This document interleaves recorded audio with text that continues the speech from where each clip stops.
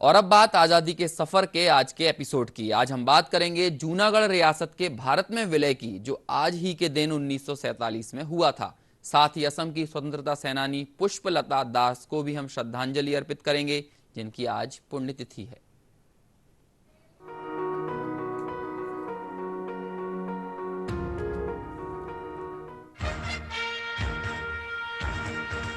9 नवंबर 1947 को जूनागढ़ का भारत में विलय हुआ था। जूनागढ़ काठियावाड़ क्षेत्र की एक रियासत थी, जबकि अधिकांश अन्य रियासतें भारत में शामिल हो चुकी थीं। जूनागढ़ के शासक नवाब महाबत खान रसूल खान जी थे। मई 1947 में कराची के शाह नवाज भुट्टो जूनागढ़ के दीवान बने। उन्होंने 15 अगस्त को पाकिस्तान में शामिल होने का फैसला किया। हालांकि पहले उन्होंने संकेत दिया था कि जूनागढ़ का हित भारत में शामिल होने में है। जूनागढ़ के लोगों की लोकप्रिय मांग को पूरा करने के लिए तत्कालीन प्रधानमंत्री जवाहरलाल नेहरू ने पाकिस्तान को विलय के संबंध में जूनागढ़ के लोगों के फैसले को स्वीकार करने और इसका पालन करने का प्रस्ताव दिया।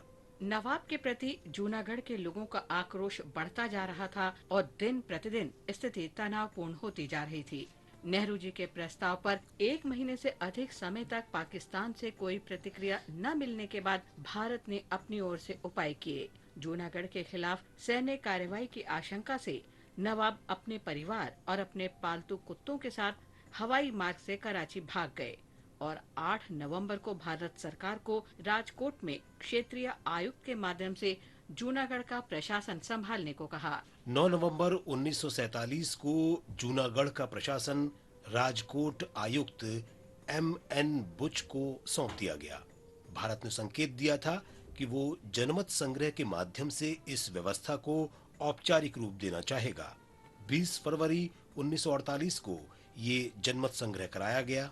लगभग 2 लाख पंजीकृत मतदाताओं में से केवल 91 ने पाकिस्तान में विलय के पक्ष में वोट डाला और इस तरह लोगों की इच्छा से जूनागढ़ रियासत भारत का हिस्सा बन गई।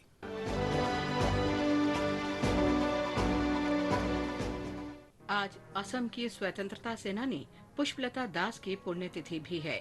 सिर्फ 6 साल की उम्र में वो लोगों के बीच खादी को लोकप्रिय बनाने के लिए बानर सेना में शामिल हो गयीं और चक्र संघ का गठन किया। उन्होंने अपनी मां से प्रेरित होकर मातृभूमि को मुक्त करने का संकल्प लिया और फिर कभी पीछे मुड़कर नहीं देखा।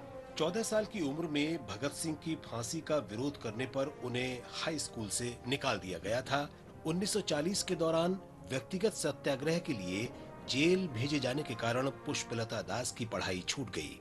वर्ष 1940 से 1942 तक वे राष्ट्रीय योजना समिति की महिला उप समिति की सदस्य के रूप में बॉम्बे में थीं।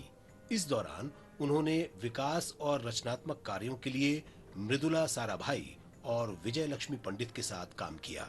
वर्ष 1942 में पुष्पलता दास ने ओमियो कुमार दास से विवाह किया, जो एक सच्चे गांधीवादी और सामाजिक कार्यकर्ता भी थे। विवाह के बाद पुष्पलता ने अपने सहकर्मियों के साथ तेजपुर में शांति वाहिनी और मृत्यु वाहिनी का आयोजन किया। पुष्पलता को घोपुर थाना परिसर में राष्ट्रीय ध्वज फहराने के लिए जुलूस का नेतृत्व करना था, लेकिन भाग्य ने अपना खेल खेला और जुलूस की कमान पुष्पलता दास के बजाय कनकलता बरुआ ने संभाली और वे ब्रिटिश गोलियों का शिकार हो गयीं। स्वतंत्रता के बाद पुष्पलता दास संसद सदस्य बनी। उन्होंने एक प्रसिद्ध असमिया पत्रिका जयंती के संपादक के रूप में भी काम किया। पुष्पलता दास को स्वतंत्रता आंदोलन में उनके उल्लेखनीय योगदान के लिए भारत सरकार द्वारा ताम्रपत्र की पेशकश की गई थी, लेकिन उन्होंने इसे स्वीकार करने से इनकार कर दिया। इस महान विभूति ने 9 नवंबर 2003 को 88 वर्ष की आयु में अंतिम सांस ली।